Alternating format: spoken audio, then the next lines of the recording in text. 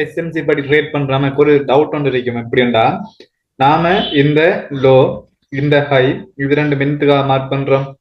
இது நாம மார்க் பண்றது இந்த லோவுக்கும் இந்த ஹைக்கும் ஏதாவது ஒரு இடத்துல இருந்து மார்க்கெட் மறுபடியும் பை ஆகும் என்றதுக்காகத்தான் இந்த ஹையும் இந்த லோவும் மார்க் பண்ணுவோம்.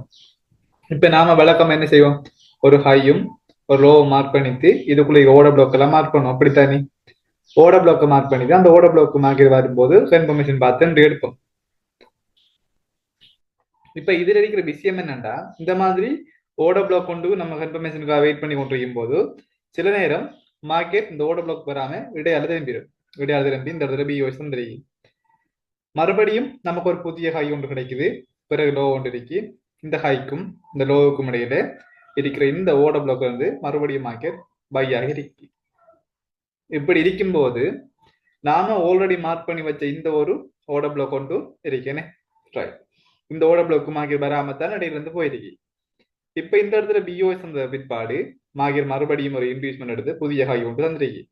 இப்ப இந்த ஹைக்கும் இந்த லோவுக்கும் இடையில இதுகளில் ஓட பிளாக் இருக்கும். கட்டாயம் ஒரு ஓட பிளாக்காவது இருக்கும்.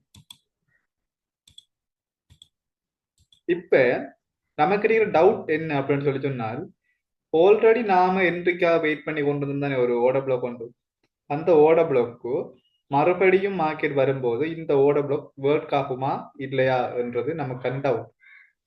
இப்ப இந்த லோவும் இந்த ஹையும் எதுக்கு மார்க் பண்ணால் மார்க்கெட் இதுக்கும் இடையில இருந்து மறுபடியும் பை ஆகும்ன்றதுக்காக.